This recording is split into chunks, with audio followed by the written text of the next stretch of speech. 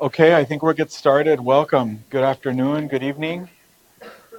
Thank you for coming. Welcome to NAU PA program. I'm Elias Villarreal. I'm the program director and department chair for the PA program. I've been here for a little over a year now at the NAU PA program, so I'm happy to meet all of you. This isn't my first rodeo, though. This is definitely my second open house here at NAU, and probably my, I don't know, 50th open house in PA education altogether. Been at it a long time. So welcome to everybody. It's really good to meet everyone. We've got a lot to cover in our session. So disclosure, we're going definitely over 6:30. I think that we have a lot more to offer you if you're really interested in PA than do the other sessions right after this, because the other sessions that are after this, they may not be actually specifically talking about those things in the context of PA, because we're very specific on what we like for letters of reference and interviews and things like that, which we will be talking about somewhat today. So just to let you know, we'll probably take up that time instead to use it here and also to answer your questions. So I want to first start off with just to let you know who's who in the room. So obviously I'm faculty, but we've got other faculty here as well. So faculty, if you could stand, please. Yes, so we have Dr. Mary Lou Brubaker, who is our pharmacologist as well. In the house, we've got Amber Brooks Gumbert, who is one of our newer faculty in the house as well, and teaches on our didactic side as well. And we have Jennifer Fierstein, our academic coordinator extraordinaire, with us today. We also have some staff with us today. So we have in the back Stephanie Fox, I see back there. She is our clinical placement coordinator who handles most everything clinical year, so she can answer questions later about clinical year items. And then I don't see Kay anymore. She'll probably be back, but Kay Look, you may have met.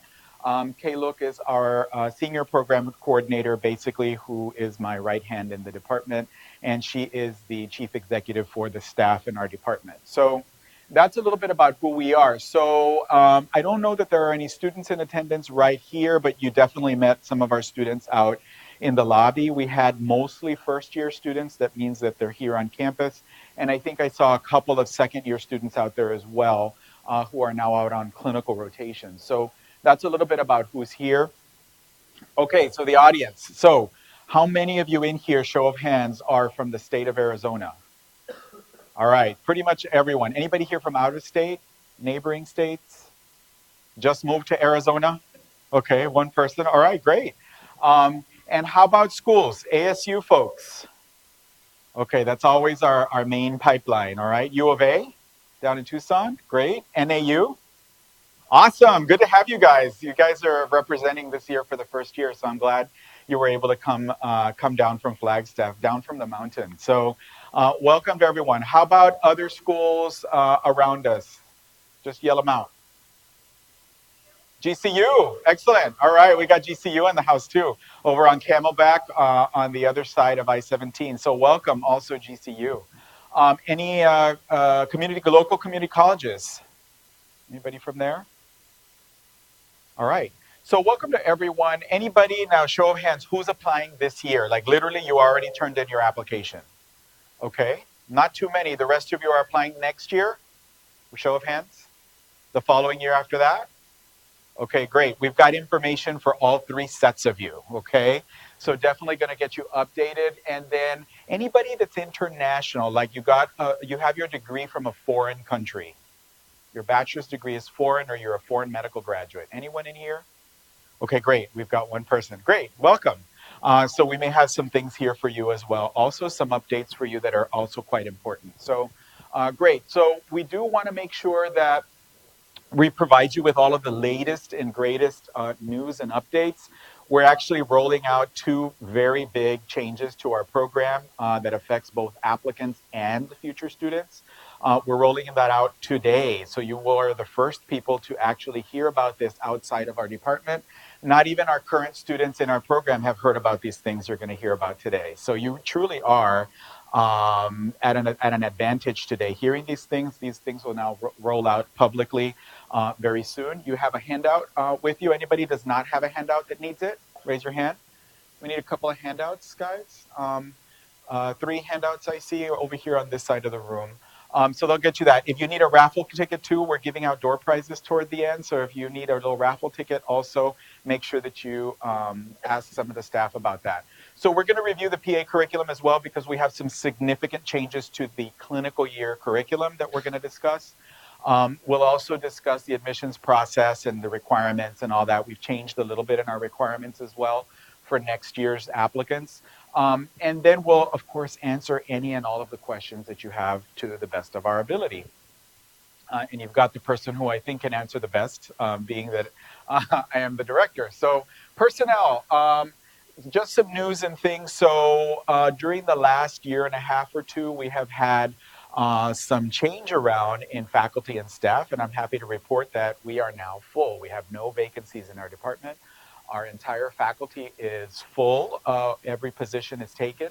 And that also applies to staff. We have all of our staff hired up and working, and we are a very happy team these days with everyone on board and able to do their duties without having to do duties for other people that aren't employed here. So, real happy to report that those things are now a thing of the past.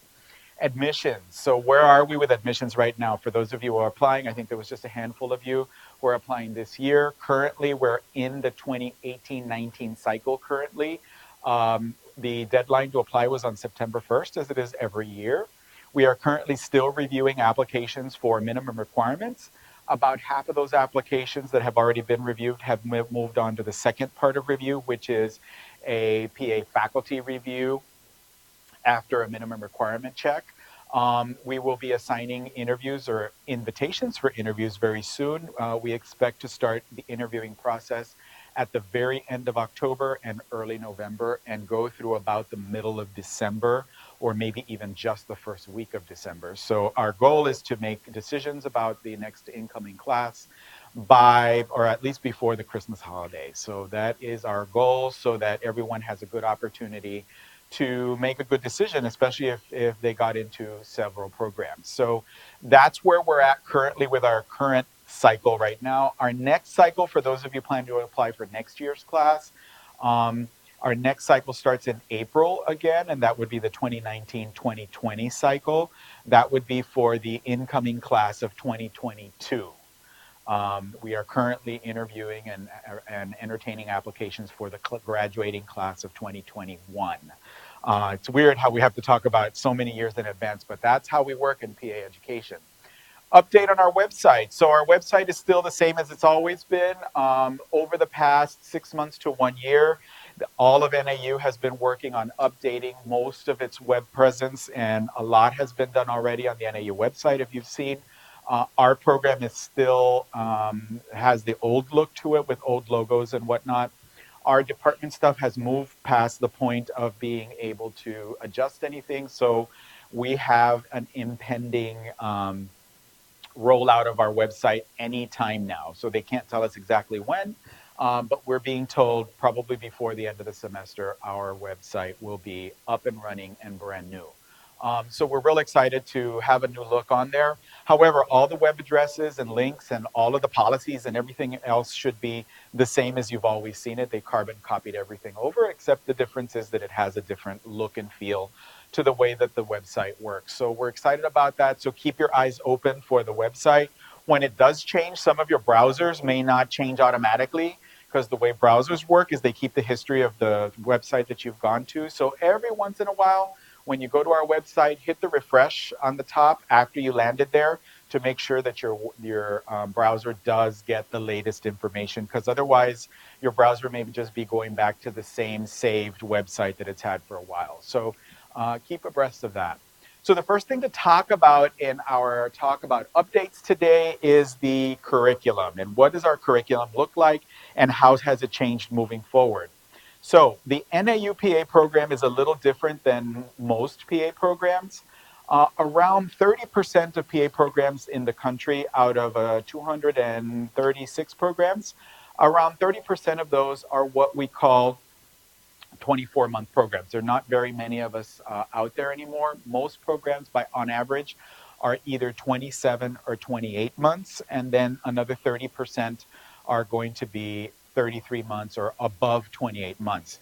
We are lucky enough that we are a 24-month program here, meaning that we are a solid, even 12 months and then 12 months again with no overlap of classes. And we really like that here at NAU. We do have that luxury of doing that. However, it does come with some consequences for students in that um, there is a requirement for students not to have as much time off during that time. So they do get very little vacation time. Our students get anywhere from 4 to 6 weeks vacation altogether for the entire year, per year that they're in PA school. So it's almost like having a job, but you tell me which job you find that doesn't have, that has more than 2 weeks vacation per year. It's really kind of rare. Um, so, so that's a little bit about our year. So we have a didactic year and a clinical year. So the didactic year is all here on campus here in this actual room that you're in is where we teach most, if not all, of our PA courses. That goes on for 12 solid months. So it's going to be 3 solid semesters. So there's a fall semester, which we're currently in, spring semester, and then the summer semester starts in early to middle of May and goes through about the beginning of August, almost the middle of August for the summer semester. Our long semesters, fall and spring, are 16 weeks in length, typically, either 15 or 16, depending on the calendar.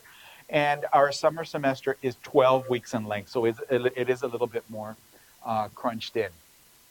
Our current clinical year, this is what it looks like. Currently, we have a 3-semester scheme, so it's fall, spring, and summer as well. Currently, we offer 11 clinical rotations to our students. Those include 7 core rotations that all students get, 2 primary care selectives. Those are rotations that are geared toward just primary care. And then we have 2 elective rotations. So that's what the current students are experiencing. Every single student in here, or every single person in here who applies to this program will not experience what we have currently now. Our newest proposal that we just actually approved this past week locally in our department is to move to what we have here for beginning class of 2021, which is anyone applying right now or in the future. And that is, we're still going to be 3 semesters. We're still going to offer the same amount of contact hours, meaning that we're still going to require students to be out pretty much 8 to 5 Monday through Friday, including weekends, doing clinical rotations. But now it's going to be 7 core clinical rotations and 1 elective. So we're eliminating 3 clinical rotations. The way that we're accommodating that is that we're increasing the number of credit hours for some of the courses to give more time in certain areas that we feel are more important for students, especially to focus on primary care. So that is going to be coming very soon. We are right now in the process of getting that approved through the university. And then we still will, so all of that is off campus time. We will have 8 visits. So currently students come back to campus 11 times. So after every time they finish a clinical rotation, which is 11, they come at the end for 1 full day, like a full Friday, and we do courses in here, sessions, seminars, guest speakers, and whatnot. We also do an examination, which is an EOR. An EOR is an end of rotation examination. Those occur also every Friday after students finish a clinical rotation.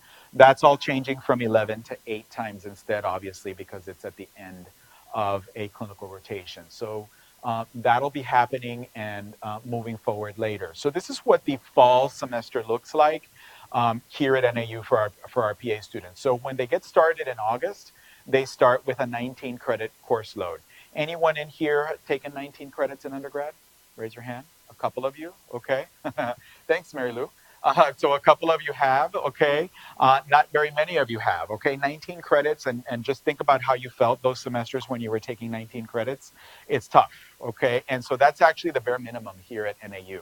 That's where we start with 19 credits. So it's a lot of information. It's a lot of coursework. You're in class pretty much all the time. There is really no ability to work or do anything. This is not a part-time program. We don't offer ability to take breaks or to take semesters off. You can't select your courses. It's completely different from undergrad. It's a cohort system where we tell you, this is what you're taking, and you take it in this sequence, in this order, every semester until you graduate, and you move along with your same classmates and graduate with them 2 years later. So, foundations of clinical practice, history taking, ethics and professionalism, physiology, diagnostic medicine. These are all sort of typical courses that we see in PA curricula.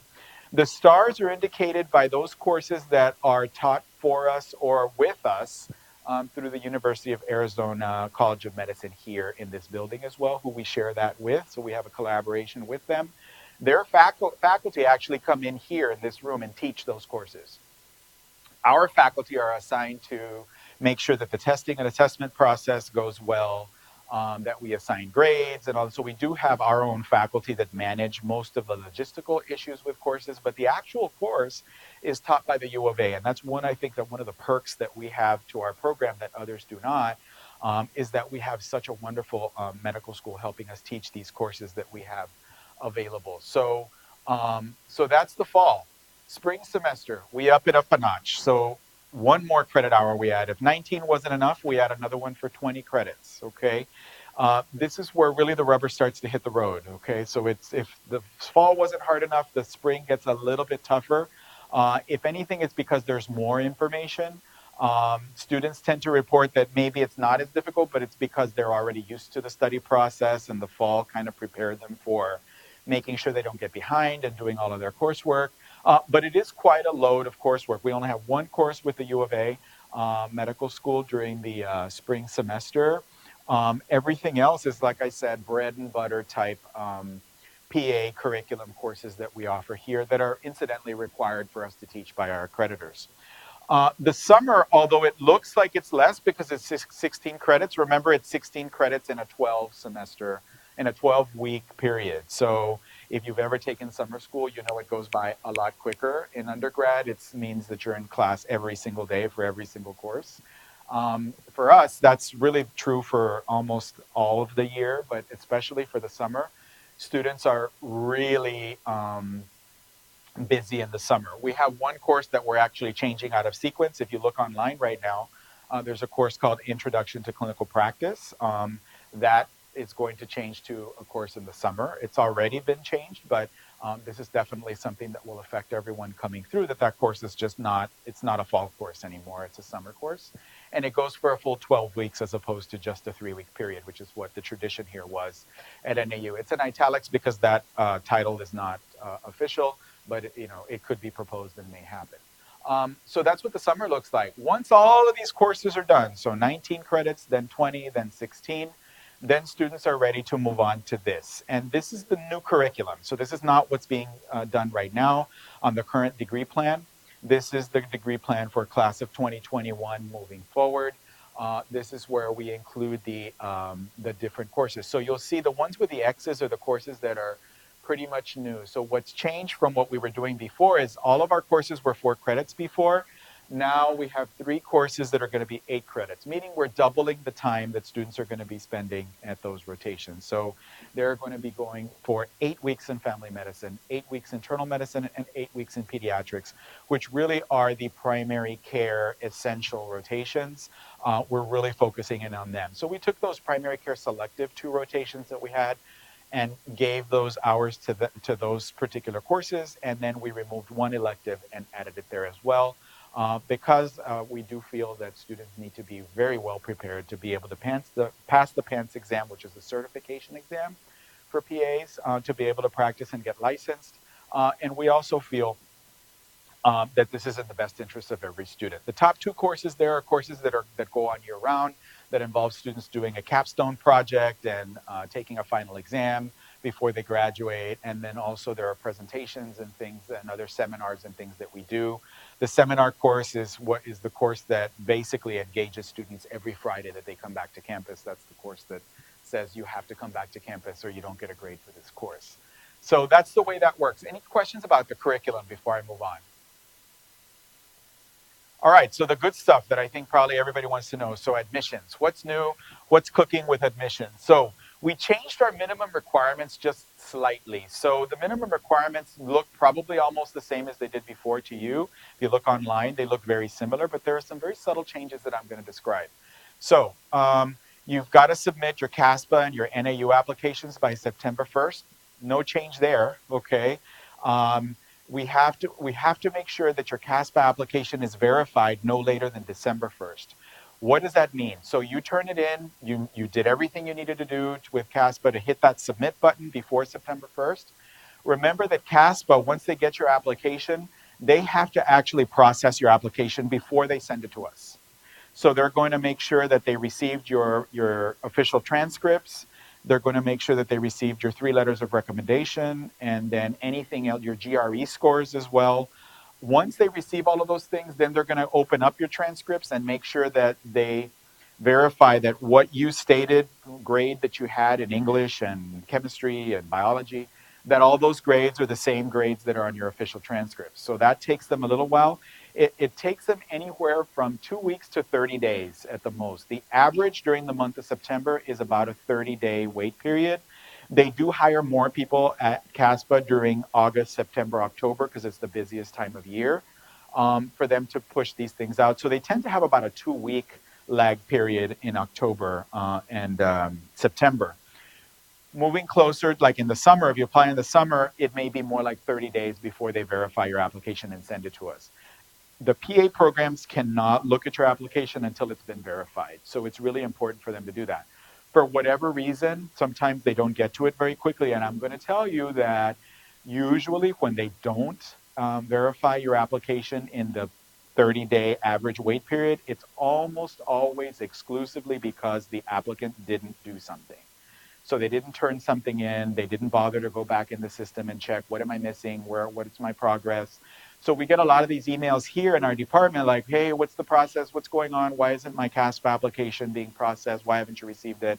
And all we can tell you is we don't know, okay? Because until it says verified, we have no access to that. So you've got to make sure that you log into the CASPA system on a weekly basis to see where it's at, to see what you can see literally on there on your screen. It'll tell you what they've received, what they haven't received. You know, letters of reference are the most notorious to cause problems. So if it doesn't say they received it, if there's no little checkbox by it, it means they didn't get it. You might want to consider somebody else in the interim, or get another letter of reference that's somebody different to do it for you, or call your current referees and let them know that they need to turn it in sooner than later, because all of that has to be in by September 1st. All applicants must be U.S. citizens or permanent residents of the United States. That hasn't changed. That's the same requirement that NAU has always had. A minimum of an earned bachelor's degree or higher ed degree from a United States regionally accredited institution or its equivalent. And there's an asterisk there if you have a degree from a foreign country, which I'll discuss on the next slide. Overall in science course, GPA of 3.0 or higher.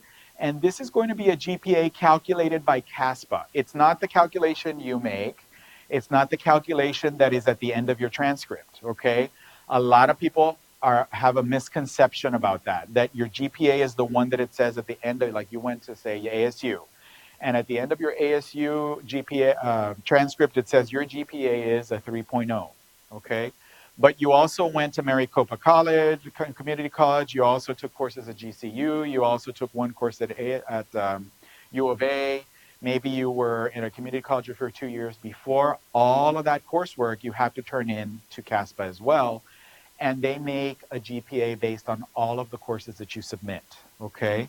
Also, a lot of undergraduate institutions replace grades in GPA. So if you got an F in chemistry and you take it again and you got an A, and then your GPA is a 4.0. Wow, great, but there's an F there. Well, in CASPA, they don't neglect your F. Your F is calculated into the GPA as well as the A that you got the second time. So there is no forgiveness of courses with CASPA. There's also no forgiveness in graduate school either. So once you get in the PA program, you can't ever replace grades. Your earned grade stays your earned grade forever. So I like to think of transcripts as credit reports, okay? Except the problem is a credit report blanks out after how many years? Around 7 years, right? You have bankruptcy, it's like 11, 13 years. But after 7 years, you kind of get a fresh start with your credit.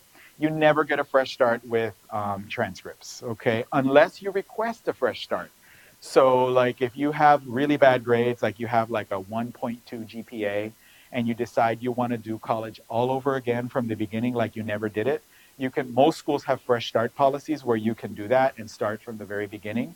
The only problem with Fresh Start is you can't ever use any of the courses from your beginning toward your new degree or toward applying to PA school or med school or whatever. So just so you know, if you're interested in that and you know you have a really bad GPA, like below 1.0 or, severely below 2.0, You might want to look into fresh starts and seeing if that is an option for you to do. Most fresh starts do not allow you to get financial aid, though. You have to pay out of pocket. So something to think about when it comes to that. So a lot of people don't know that about the GPAs, okay? The other thing that the GPAs look into is that if you took graduate coursework, so if you've taken master's courses or doctoral courses, also in addition to your bachelor's degree, those are also calculated into these overall GPAs as well. So all of this stuff is going to be cumulative. It's not just a GPA for this one moment in time. CASPA does, and we require as well, that you submit all official transcripts from all institutions you've attended. Another misconception. Well, I attended these 5 places, but I transferred all that coursework to ASU. It's all on my ASU transcript, so you should have it.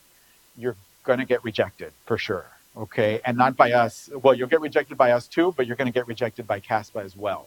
Because CASPA will ask you, what are all the institutions that you've attended? You have to be truthful and honest.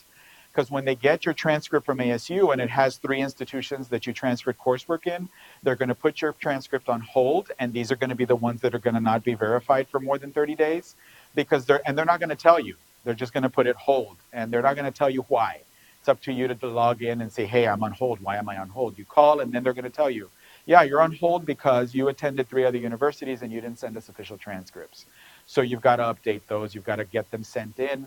And then they'll release it once they verify those transcripts as well. So that's something also that sometimes students think, oh, well, it's all on one transcript. That's all you need.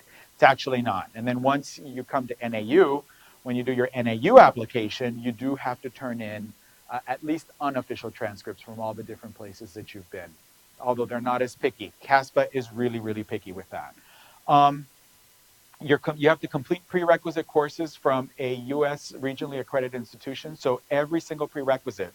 If you are a foreign student who took courses outside the United States, unless it's an American recognized school, your prereqs all 40 credits have to be from a U.S. regionally accredited institution. Otherwise, you have to take whichever prereqs you have from out of the country, you have to take them in the U.S. Let's see, a minimum of 500 hours of healthcare experience is required. Both volunteer and paid experiences are acceptable. Here's the one subtle change to what we have from previous. Everything else hasn't changed much. Here we have a direct change. So right now, if you get on our website, what does it say? How many of you know it really well? Health Path students. What does it say? It says direct patient care right now, which means you've got to be directly related to and working with patients one-on-one, face-to-face, right? So, if all you do, say if you're a hospital volunteer and you work at the front desk, that is not direct patient care activity or experience. What we have decided at the PA program is that we do appreciate volunteering a lot, especially in institutions where you can get some of this type of experience. So we've removed the words direct patient care, and we're just calling it in general healthcare experience. And there's many ways we can define healthcare experience. I'm not going to go into all of the details for that. But let's just say I think it's a little more broad and a little bit more forgiving for people who are applying, because we do realize that getting that direct patient care experience face-to-face with patients is really difficult to get, especially if you're in college full-time and don't have a lot of time to become a nurse or a paramedic or an EMT or one of these typical professions where you can get lots of hands-on patient care experience. So that's being changed for this next cohort of applicants. So we feel that that's going to be a really good change. We didn't change the amount of hours. We're still requiring 500. And you know what? It's not 2,000 like many of the other programs require. So we feel that 500 is really enough to get yourself an understanding of what healthcare is like and what the dynamic is between patient and provider. That's really what the purpose of your healthcare experience should be, is do you know what it's like for someone to see a patient on a provider-patient relationship basis. Let's see. So the next thing here is submission of the GRE scores. So here's another little subtle difference. We've always required the GRE. That's not new. What is new is we're now publishing a score. Okay. The recommended score at this time is going to be 284 composite. That includes verbal and quantitative sections. And that's what we're calling competitive. We're not saying that it's a minimum requirement, so that if you have a 250, please still do apply, okay? Don't let that keep you from applying. We're just saying, based on our numbers and the years of experience that we have looking at GRE scores, 284 is about average and is about what we would expect. In fact, 284 is actually a little low. So it is actually a little bit forgiving. Some other schools are looking for numbers way above that. Okay, so for now, I would say don't let that discourage you, but that's what you should be looking at as far as your numbers are. It's got to be submitted to CASPA. That's the only way we take your GRE scores. Another misconception. Well, I turned them into NAU. Our instructions have always said do not turn them into NAU. They say turn them into CASPA.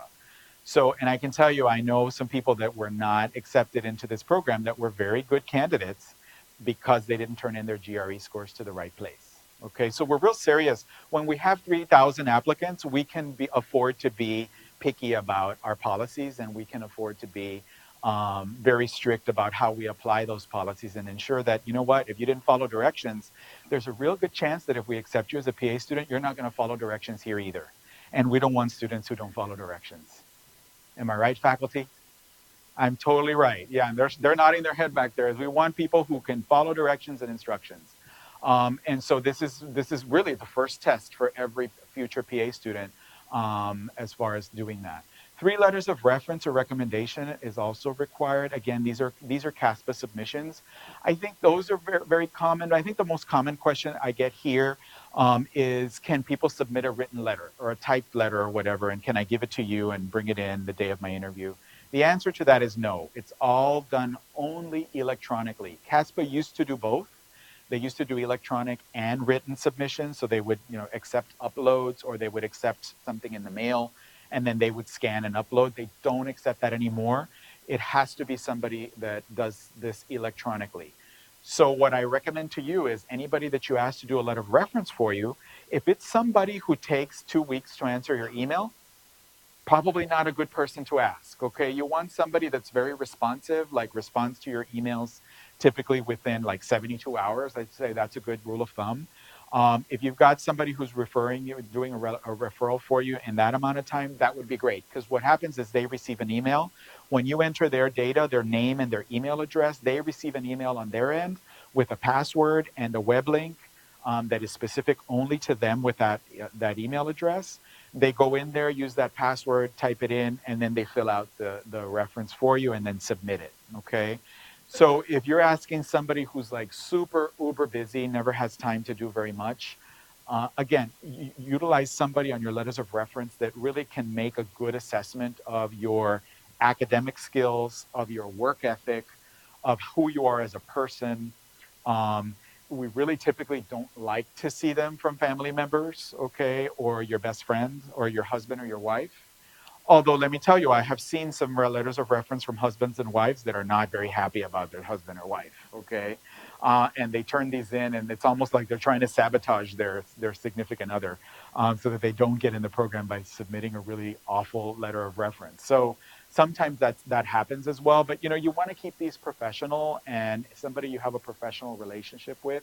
I would say if I had to choose my letters, if I was a PA applicant and listen up real carefully, I would say a professor would be great. So a professor that you actually know, that actually you spent time in their office hours and you love their class. You did well in their class, incidentally. Don't pick the professor you got to see in their course. That's not going to be a very good letter, okay? But also somebody who knows you, because we see from professors a lot of generic letters that we get that just really don't say anything about you except what they say about everyone else. In fact, some of them come in and they'll have like literally the spaces where we can see that all they did was plug in your name. Those are not very good letters. So someone you've developed a good relationship with on a faculty level, then maybe a letter from a supervisor or a boss at your work, okay, who can tell us a little bit about your work ethic and what you're like as far as accepting criticism, incorporating criticism, what you're like professionally. We really like to know those things. And then the other could be pretty much anyone. It could be a personal reference, and it could be a friend who maybe a friend from work or a colleague or something like that as well. Those are all some really good references. So then my recommendations for references at this time, I would just say stay away from your family. And some people, yes, even if your father or mother is a doctor or whatever, it really doesn't look any better. to submit the letter just because they have that profession. Honestly, I'm going to tell you also, it doesn't impress anybody that I know that you turned in a letter from a doctor. It's just another letter. Okay. What I like to do is read the letter and how well does this person know you? So I think, trying to do name dropping and connections and like that doesn't really work in PA education, like at all, because most PA educators don't even know these people who you're thinking you're name dropping with. I mean, okay, so if it's, the governor of the state, I mean, obviously we all know the governor, right? But other than that, it's just like if you're trying to do that with your letters of recommendation, I would say that's not in your best interest. Go with someone who really can offer you a valid and truthful letter for you. So this was the asterisk on the minimum requirements for those people who have a foreign degree. So we need the transcripts from a foreign country. We need those translated to English and then also transcribed and changed over into the American system. And there are some agencies we use for that. We also require, again, that all the courses be completed in a U.S. institution. And then finally, we need proficiency on TOEFL for English language. And those numbers are actually, again, quite forgiving. They're not very high for the TOEFL. So, we do ask that you have at least some English knowledge. We do publish preference factors. This is on our website as well already. And so that has not changed, and we're not predicting changing this at all. We are what we call a mission-based program here at NAU. So one of the things that we do as a public institution of the state of Arizona and part of the Arizona Board of Regents is that we are focused first and foremost on this state. Okay, does that mean you have to be from Arizona to get accepted and to have better chances? That's not what it says. It says we're looking for that Arizona connection. So if you're from here, born here, went to school here, never been anywhere else but Arizona, great, you've got that covered. Okay, if you're not, that's okay. Maybe you've been here for a while, or maybe you're planning to be here for a longer while, and this is like your new home. So we're looking for that connection for our Arizonans. We're also looking for people who are willing to work out in the rural areas. We send our students second year, clinical year, all over the state. And I'm talking as far as Yuma, Page, Grand Canyon, Havasu, Kingman, Sierra Vista, Tucson, Nogales. I mean, we have rotations everywhere. And I'm serious when I tell you, we send you to the top of every mountain, okay, and the end of every desert. I mean, we're everywhere in this state. And that can't be said by the other PA programs here, which is why we say we're very mission-based. We're also in most of the reservations as well with rotations for those students that actually can take advantage of those with American Indian heritage. So we're real proud of all of those accomplishments. And so we really focus on making sure that our students are going to focus on Arizona, because our job is to ensure that our graduates hopefully stay in the state to practice. Our latest data, you got a flyer out there from the NCCPA. You can see there that 80% of our graduates are where? Arizona. They're staying here. So we feel like we are doing our job as a mission-based program, that we have the majority of our graduates since 2013 are staying to practice in the state. That is our goal as a public institution, and we're very open and vocal about it because we need to be. The other two PA programs in town are private schools that are not Arizona focused. They don't need to be Arizona focused. So they may have some initiatives where they do have some focus on community centers and they're focused on primary care and similar things to us, but they don't have to focus on Arizona like we do because we're public. So we're real happy about that. So basically this statement is telling you that because of our mission, because of the way that we select students, we're also very interested in students from disadvantaged backgrounds. So students, and disadvantage can mean anything. And there's typically educational and also environmental disadvantage. Those definitions are both in the CASPA system. So we ask that when you get to those questions in the CASPA system, here's another misconception. I'm not going to answer these because it's going to affect me negatively. Okay, like I'm going to have less chance of getting in if I say that I'm an underrepresented minority. If I say I'm Mexican, it's going to work against me. If I say I'm Asian, they're not going to accept me. If I say that that I'm low socioeconomic level, like I'm in a poverty level, they're not going to accept me. That is totally untrue. Okay, that's not how that data is used. In fact, we use it to get a lot of grants for scholarships at this program. At least we have in the past, and so it makes a lot of sense for us to collect that data. But also, we're looking at students who may have had a lot of adversity in their life for whatever reason, because maybe they live in a super rural area of the state. And so there are not a lot of resources for students who come from rural areas in terms of, great courses, great universities, great this, great that, and the other. Just the resources are just not as accessible in some locations. And so we pride ourselves in looking at every student. And so that also means that not every student we accept is a 4.0 student. Okay. So we look at everyone with a 3.0 or higher. Okay. Everyone gets a fair shot in our holistic process of admissions. We look at every application. If you meet the minimum requirements, you're moving on to the next level of looking at that. And we don't just go on GPAs. I can't say that about other PA programs in this country, but I can say that here at NAU, we don't focus on just the GPA like all the 4.0s get in. In fact, I don't know that there are very many 4.0 students in our current cohort or even the previous one. Maybe very close, but not very many. We do have some students that are down even in the 3.1 range. We do not have anybody below 3.0. We do not accept anybody in this program who has a cumulative GPA of 3.0 or a science GPA of less than 3.0. We just cannot do it. That's a minimum requirement. So you'll have to do something on your end to make your GPAs look better, or you may have to consider a different PA program that will accept you. The vast majority of PA programs, however, do not accept students below a 3.0 at all. So it's just the nature of the profession. Like I said, there are a ton of applicants. This is the number 1 and number 2 profession by U.S. News and World Report, and also Forbes, and also Bloomberg, and I mean, you name the ranking organization, they're all listing NP and PA right at the top. They're either number 1 or number 2. There are a lot of people that want to be advanced practice providers these days, so you're faced with a lot of competition. In Arizona, there are only 3 programs. There are almost 20 programs in California. So the competition's a lot different in California than it is here. Because people who are from Arizona want to stay in Arizona. So therefore, you're going to be competing. We had 3,000 this year.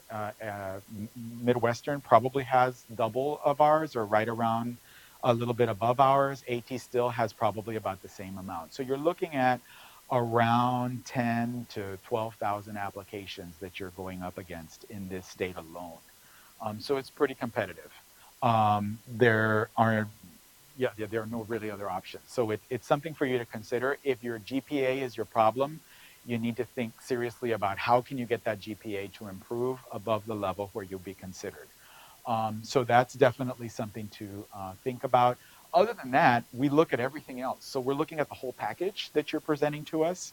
The more real you present yourself in CASPA, the more likely that you will be able to get accepted. So make sure that you give us as much information about you in there, in that experience section. Build it up with all of your experiences, your jobs that you've had. You were a barista at Starbucks. Put it in there. That's important. I like to see that myself. Okay, that's customer service. Okay, our profession is all about customer service. We are in a customer service industry these days, as well as healthcare. So those types of skills are going to come in handy. I was a wait staff somewhere. That's also very good. So don't think that just because you were not an EMT, or you weren't a paramedic, or you weren't a scribe like everyone else is, then you're at some disadvantage somehow. In fact, some of these professions at this point aren't really unique because everyone has that profession now. So it doesn't really set them apart. In fact, you may actually be the person that's set apart because you're unique. You're not a scribe, or you're not an EMT. So you're a little different from everyone else. And there's nothing wrong with being a scribe or an EMT. It's perfectly good experience. It's just not unique anymore because so many people do it. Suggested experiences, things that you should consider to be a great applicant. Make sure that you look into at least the American Academy of PAs. That shouldn't say that. Still says Texas. I'm still stuck in Texas a year and a half later. That should say ASAPA, so the Arizona State Association of PAs. And I'm a board member. I should change that as soon as possible. So pre-PA organizations at your institutions, we present at ASU all the time, so we know of them. I know U of A has one as well, and GCU too. So if your institution has a pre-PA organization, make sure you get involved with them. Take as many additional science courses as you can. The courses that are on our prereq list are just a jumping off point. They're just to get you started. so they don't set you apart. Everyone here has to have those. So if you want to look a little different, a little better, take more advanced science courses so that you can show that you've been successful at those and that you've got a lot of science acumen behind you. Shadowing, if you can get shadowing, we do not require PA shadowing. I got to say that 2 or 3 times. We do not require PA shadowing. Don't let anybody scare you into thinking we do. Don't let any other applicant who's trying to be cutthroat and get you out of the competition from them, because I know PA and pre-PA and pre-med is very cutthroat with applicants. Okay, they'll tell you anything to dissuade you and to make you feel inferior and like an imposter. And so don't fear that. We don't require it. Do I think it's helpful? I do. So that if you can get PA shadowing, I think it does make a difference in your knowledge and ability to answer some of the questions that we'll ask you on an interview. So I would suggest that if you can do some PA shadowing directly, that you do that. Is it beneficial to have thousands of hours of PA shadowing? It doesn't make one bit of difference for me. For me, if you shadowed a PA for a few hours, 40 hours or whatever, I think you got it. You saw a PA, you know what they do, you get it, okay? And that's, for me, that's it. If you're there for thousands of hours, I don't know. I mean, maybe it's volunteer experience, or I think you could use your time probably better, doing more advanced science coursework or other types of volunteering or whatever. If it's part of your volunteering experience, great, then you're actually double dipping and getting it at the same time. Volunteer work, community service. Again, make yourself look human, okay? So tell us all the other things that you like to do. You're really active in your church. You're really active at a community center. You teach volleyball. You're a lifeguard. I don't know, you read to kids on Sundays. You're a dog walker. Whatever it is, include that in there because it makes you interesting. And it sets you apart from others. And it's not just an application that we're reading. So we do like to see those things. So applying. So CASP application due September 1st every year, as is the NAU application. Notice the difference here. So you've got to send all your official transcripts to CASPA. You must do that, okay? And they've got to be official, meaning you order it at the institution and they send it directly by mail or electronically to CASPA. You never lay your hands on it, okay, at all. That's required. Also, and keep in mind of this, we already talked about this misconception, you've got to send your GRE scores to CASPA, not to NAU, okay? Because then we get them from CASPA, all right? So if all you did was send them to NAU, you're going to be rejected because they've got to be sent there. That's been on our instructions for several years now, and you'd be surprised how many students get that wrong, even though it's in plain English right there. NAU application, so if you apply, once you do your local application, there are 2 applications to apply to NAU PA program, your CASPA and then your NAU app. Another one, ask me how many applicants don't do the NAU app. Around half, believe it or not. That's good for you because out of 3,000 people who apply, about 1,500 don't do the NAU app, which means what? Automatic rejection, okay? And I'm really compounded and flabbergasted every year by how many people don't fill that out. Because it says in a million places to fill out that application. In fact, when you submit the CASPA application at the very end and you hit the submit button, there's a big giant pop-up that says, do you know that NAU has a local application you have to fill out? Here's the link. Yes, I know, click. Just making sure that you know that there is it tells you multiple times. And I sound funny, but that's why I'm so super I just don't know what it is. Sometimes I think people just apply places just to apply to see where they get in, and they never bother to look at what the actual requirements are for that school. Like, okay, you don't have all the prereqs for NAU. Well, you should have known that when you applied, right? So then asking me as the director to make an exception for the 2 prereqs you're missing, of course my answer is going to be a flat no, because in your research of PA, that already tells me you're not a serious applicant to this program because you didn't even know what my prereqs were. Therefore, what kind of commitment is that to our program? So that's not a good applicant, okay, when you don't have all the prereqs and you're asking for exceptions and things. Let's see, so unofficial transcripts, when you do that NAU application, all they require is unofficial, so you can go get them yourself, mail them in, and send them in. They'll accept them. That's just kind of to get you started. If you get accepted into our program after the interview process, then NAU will require you to send them official transcripts also. We just want to save you a little money because we know they're expensive, so that you don't have to do them for NAU. Just unofficial is fine. Those are always free at almost any institution, so it shouldn't cost you an arm and a leg. All right, here's the good stuff. What has changed? For everyone who's applying in the next cycle that starts in April, you must have these prereqs, okay? These are completely new. They didn't exist before this year, okay? They're really not that different. I mean, they're drastically different, but they shouldn't be difficult to get. If you're a pre-med or following any kind of pre-PA prereqs, you should have most of these courses already anyway. So some of you may have one or two courses that are like, okay, I've got, you know, a few months here to pick these courses up. So you've got to have general biology 1 and 2. These are the introduction biology courses that every school has for a biology degree. Again, it's not rocket science, okay? So those courses exist and they're out there. A&P, we've always required A&P. There's no change to that.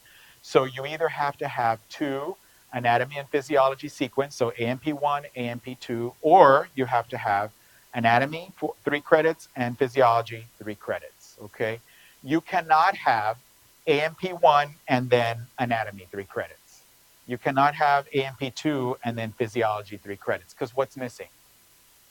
The other half of something, right? Because you only took one combo course, and then the other course you took full of something. So you've got like too much of something and too little of the other. So we're asking that in your sequence that you choose, that you pick one or the other. You either pick A&P1 and 2, or you pick solo anatomy followed by solo physiology. Depends on the school you're at. Most schools these days offer A&P1 and 2. Some schools offer both A&P1 and 2 and the solo courses. Just be careful if you're at one of those institutions that you pick the right sequence, because we definitely don't allow the mixing and matching. In fact, most schools don't. So you want to pay attention to that, because we want you to be fully prepared. Our anatomy and physiology courses here with the U of A are not easy. So that's why we're really strict on making sure that you have what you need, because especially our gross anatomy course is really difficult. It's the same course the med students take. So the exact same course, same exam, same everything. So we want to make sure that you're really prepared for those courses and that you have the prereqs. Microbiology is also required. That's not anything new either. What's kind of new here is that it says 3 credits, so pay attention to that. Most schools are 4-credit courses because they include the lab. So most of you are going to actually have a little more than you need. You'll have 4 credits. But we do 3 credits because that accommodates the trimester and quarter system schools, which typically only have 3 credits versus 4. So that kind of brings in all of the other students. There are not many of those schools in Arizona, but there are plenty right around us. And so we want to make sure that we accommodate as many students as possible. Chemistry, we are requiring, the difference here now is we're requiring organic, Chem 1 and Chem 2. So again, nothing really that drastic. You have to take Chem 1 and Chem 2 to take organic. Unless you're taking an organic chemistry for non-science majors, like organic chemistry for artists or something, you know, that's not going to be appropriate for PA school, right? So we want to make sure that you're taking the good hard science to prepare you for this program, to prepare you for pharmacology specifically, where some of this stuff comes into play. Preferred science courses. So here's the little nuance that's kind of similar to what we have now in terms of requiring the upper level sciences. What we found is upper level sciences were really difficult to define across institutions. So what we're saying now is we're preferring courses. So we have 13 credits that you have to have. And by credits, we mean semester credit hours. Again, for most of you in Arizona, you have nothing to worry about. If you went to a school, like say you went to Stanford, they're a trimester school. So you're going to have quarter or trimester credits. Those have to be converted using the formula down there. And then that's the real number you get, which means you need more courses to equal the 3 credits or the 4 credits. So you want to make sure that you have those available. We actually, what we've gone and done this year, and you have the packet with you, which is why it's so voluminous. What we've gone and done is that we have gone to every university, college, community college in Arizona, looked through their course catalog, scoured their courses, and seeing which courses we would accept from those schools for our prereqs. So we're actually giving you a formula, and we're saying, if you went to this school, these are the courses you need to have. If you took anything outside of that, you can ask us if we'll take it. We'll still answer those questions, but most likely we won't, especially if it's a recent course. Well, what if you took a course there 10, 15, 20 years ago? We didn't have access to those catalogs, okay? So it could be that we will take your course, but you'll need to ask us, and I'll tell you how to do that in just a minute. So those courses are all there. If you want to know which are the preferred courses for these 13 semester credit hours that we would like from your school, so I'm just going to use, because most of you are from ASU in here, I'll use ASU. You turn the page to the second page, so the second part on that, and you see all these course numbers and course titles. Those are the courses you can choose from, okay? So if you have any of those courses, you can use those to satisfy the 13 semester credit hours, okay? You cannot use them to satisfy also the 15 up there and the 9 up there. In other words, you can't use them twice. Any course you use towards prereqs, you can only use one time for one thing up here, okay? So most of these courses are going to be listed there. They're courses like genetics, cell biology, advanced microbiology, medical micro, virology. And we're also looking at advanced nutrition courses, so anything with a 300 or 3,000 level and above nutrition. Same thing, exercise science, exercise physiology, anything really 300 and 3,000 and above, we'll consider for the 13 credits. We're not going to say no on ecology, zoology, and botany, but they're not preferred. Okay, so if it comes a tie between you and another student to interview, and the other student has the other types of courses, and you have just nothing but botany, it may be that we go with the other student because they may have a little bit better preparation with the courses that they've taken. So consider those. We're not going to say no automatically, but we will take the other students, which is why we use the word preferred on those. Mathematics has to be statistics, not algebra, not calculus, not physics. It's got to be stats, okay? And we take a whole lot of types of stats. And so we've gone through we've gone through the trouble of getting them all in there. So you can see all the different stats that we take from every school that you've been to, even business stats. If it's stats, we take it. If it's in the title, essentially that's what we've listed. We may have missed a couple here and there, but they should be in there. One last thing that you've got to do after you've done all of these courses, you want to make sure that at least 9 of these credits, so the credits that we're talking about are these credits here, and these up here. In these 3 sections, at least 9 of those credits have to have been taken in the last 5 years, okay? One other common question that we get is, do you have an expiration date on your courses? Like, I took a course 15 years ago, can I use it? Absolutely. We know that other PA programs don't have that. Other PA programs require you to have everything within the last 7 years and whatnot. We don't have that policy here. Our only time frame policy is this one, 9 semester credit hours in science in the last 5 years. So make sure that you do that. Some of you may have graduated right on the border. So some of you may be like, 5 years was just now. You may actually have to go and take another course to satisfy that 5-year number. So keep that in mind because we are actually pretty strict about that. Now, these are highly recommended, not necessarily required. And so these are going to be psychology, and this could be anything. It could be general, introduction. It could be abnormal psychology, child psychology, developmental, whatever you want. At least 3 semester credit hours. Any nutrition course and medical terminology, of course, will always be beneficial. So these are highly recommended, not required. And so we just listed them there because we like for students to have them. Now, say you went to a school, your course is in question, you're not sure if we'll take your course or not. Don't call us because chances are we can't answer by phone. And if you email us, we may not do that either. We may not get to it very quickly. This is the best way for you to do it. So beginning on April 1st, this website will open. Okay, right now it's closed. So if you go there right now, nothing pops up. So this website will open at that time. It will be a Google form, okay? And the form will lead you through all of the information that you need to provide. So you took a course at ASU, you want it considered for your prereq, you're gonna have to fill out the form in its entirety, okay? And then once we get it, and the person that gets it is me, because this address for this Google form is mine, and then I will review the course and tell you, and get back to you and tell you if we are gonna consider it or not, okay?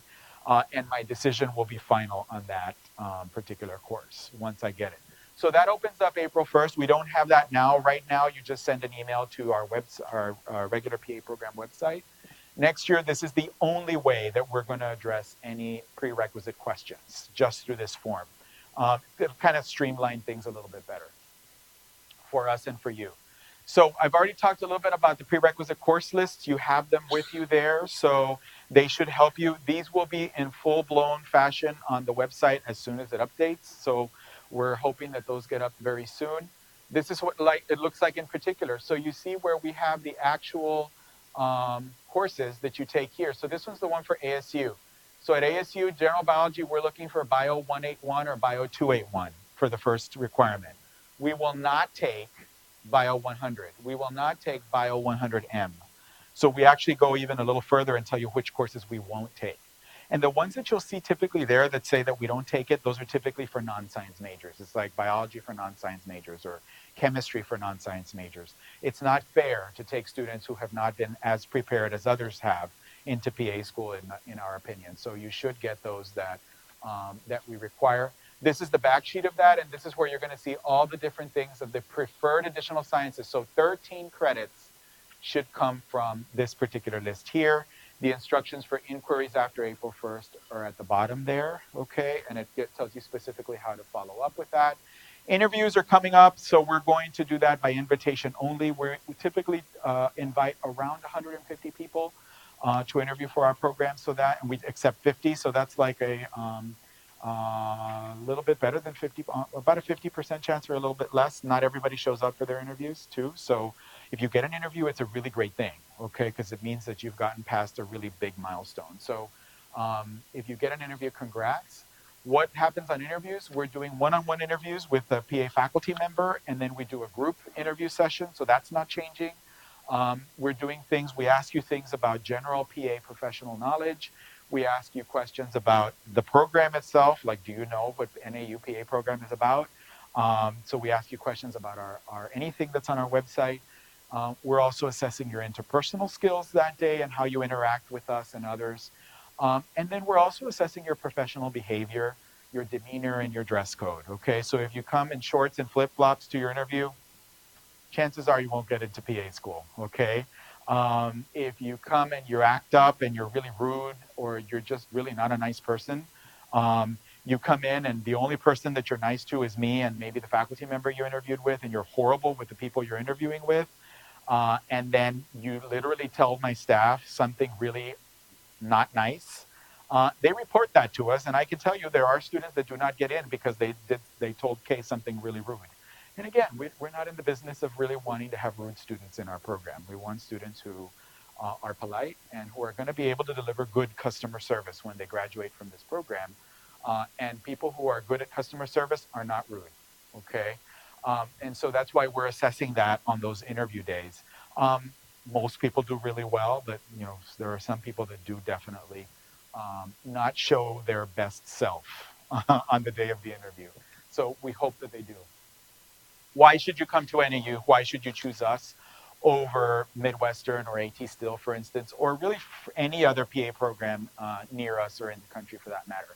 Our faculty are top notch for sure. Like I said, we've assembled a great team here at NAU. In our department, if you're interested in research articles, we have probably more research articles to our faculty's name in our department than any other program in the country. We are quite accomplished in terms of research and publication here. We have a preponderance of experience as well. Most of our faculty have been at it for years. I've been in PA education for more than 20 years, and at least 3 of our other faculty have been at it for more than 20 years as well. But we also have new people, so we're not just all old relics in the department.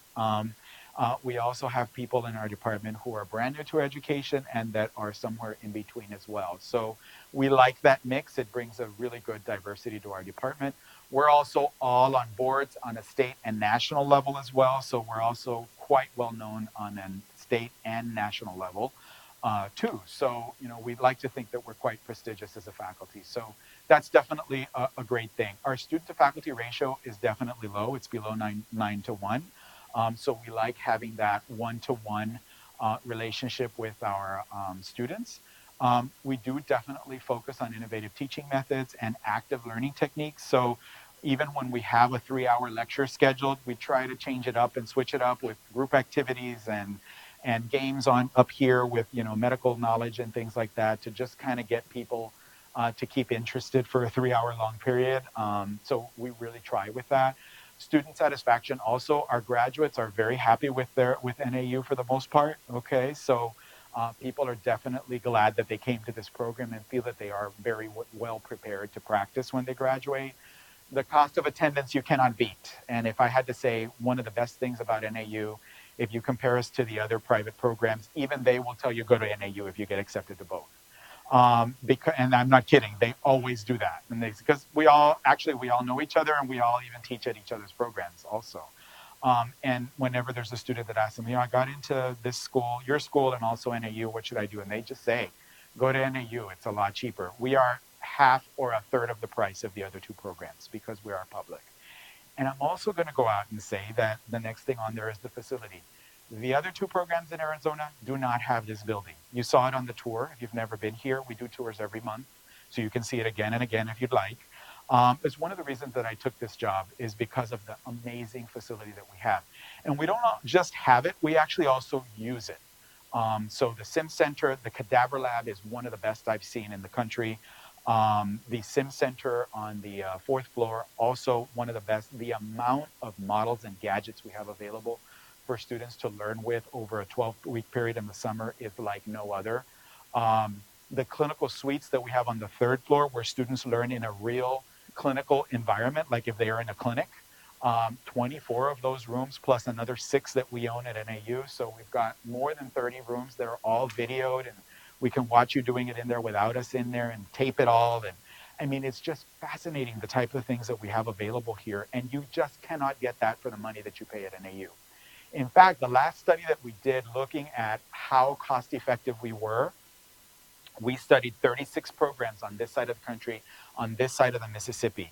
We were the second cheapest program on this side of the Mississippi, literally. And that is both private and public. So you're getting a really good deal by coming to NAU for sure. Our numbers of how much it costs are on our website. We're required to publish that. So you get the exact number that you're going to pay at NAU is right on our website. You can see what that tuition is per year, per semester, etc. Finally, I can say our pass rates are great. So our first time pass rate is above 95%. National average is around 91% or so last time I checked. So we're well above that. And then our overall pass rate, meaning that maybe one student failed the first time they took it, maybe last year, they've since passed it and everyone's practicing. So we're happy to say that eventually everyone does pass and is a practicing happy PA. So 100% is definitely the number I like to quote a lot, but 95% isn't too shabby either. So we're happy to say that. There are other programs that do promote that they're 100% on both, first time test taking and second. Look into that program carefully. They're probably a program that only accepts 4.0 GPA PA students into their program, and that's why they're there.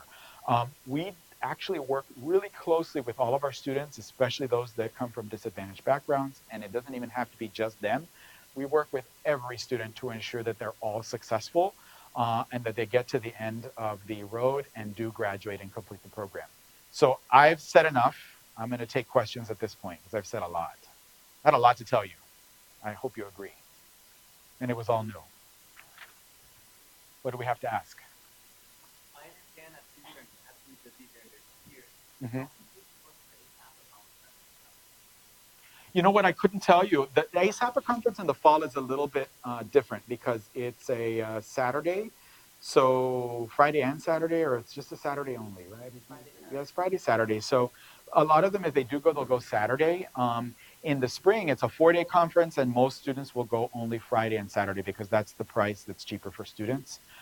Plus, they don't get time off Wednesday and Thursday to go to the conference. They only get Friday and Saturday. The program actually encourages students to attend the state conference, so we actually give them time off. So in the spring, we give them Friday off to attend so that they don't have to worry about courses. We also try and work our exams around that. So we don't want to say, oh yeah, we give Friday off, but you have a test on Monday, right? Because then no one's going to go because they're all going to be studying the whole weekend. So it's not an incentive really. So we try and make sure that we look at our exam schedule and ensure that there's not an exam that Monday following the conference so that students do feel like they can go and they can enjoy it. They can sit through sessions, they can network with other students from other programs, they can network with PAs who are practicing, they can network with board members and whatnot. And so really make a good conference out of it.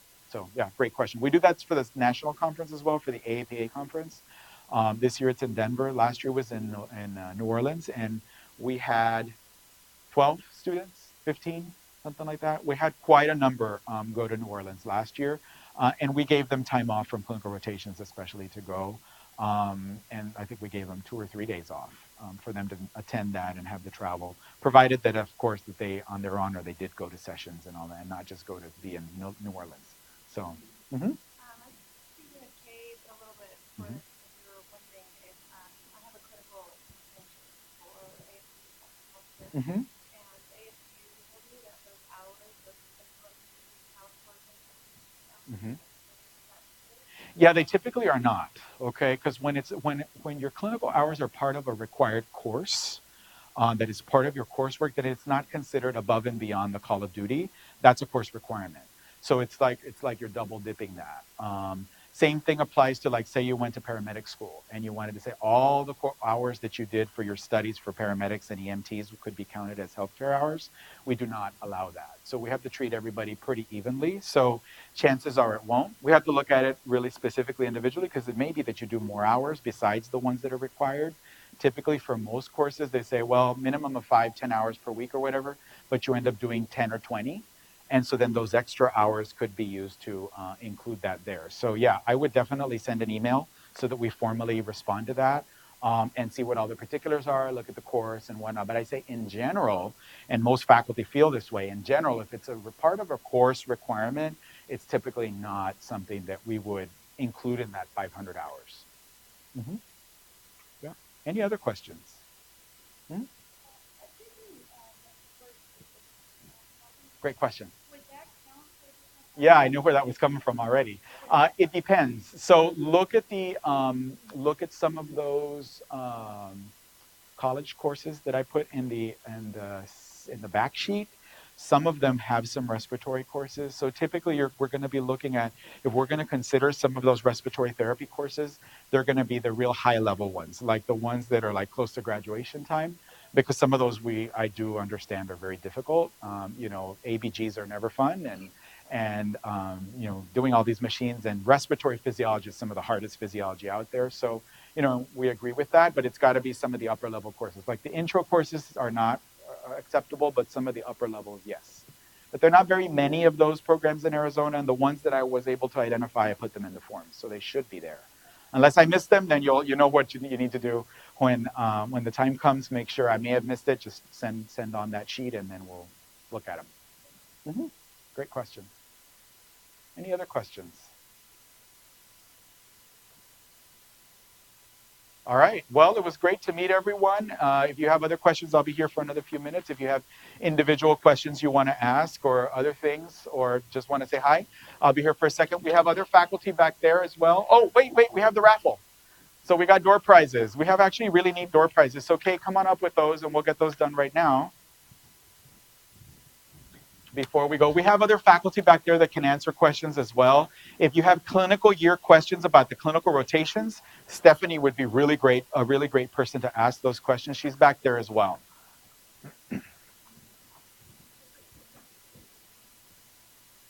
All right. So we have how many we're giving out?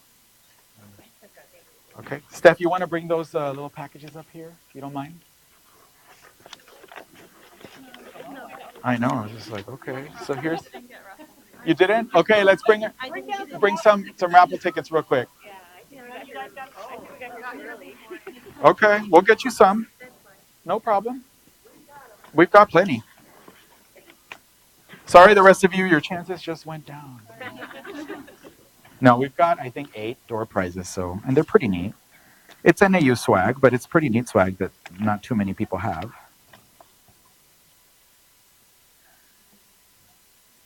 Anybody else?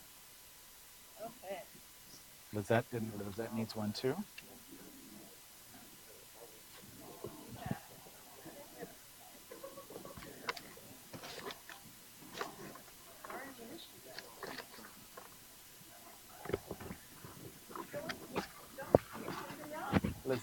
Lizette needs one. Yes. Okay. Okay, now we're ready. Oh, you did it. All right.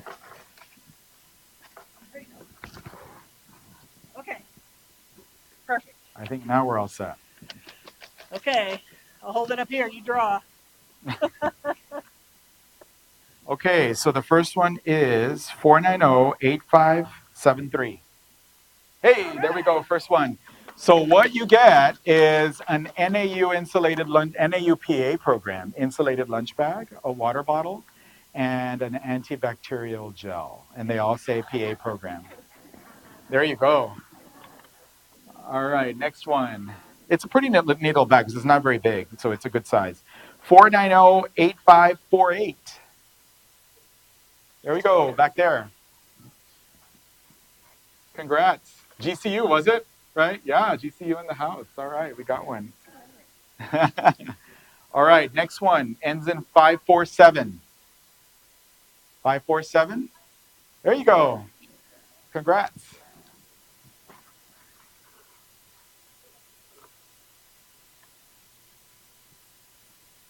Five four zero. All right, Bianca. She got it.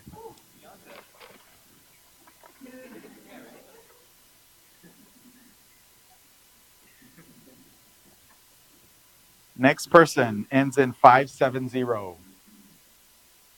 There you go. Congrats. Right here, Steph. Next prize. 568. Hey, congratulations. One more. Two more, no? Oh, two more. 543. Hey, there's the luck. The luck is right here. 543. Go buy a lotto ticket today. And last one, 531. 531. There you go. Congratulations. Okay. All right, so now we're off. Thank you so much.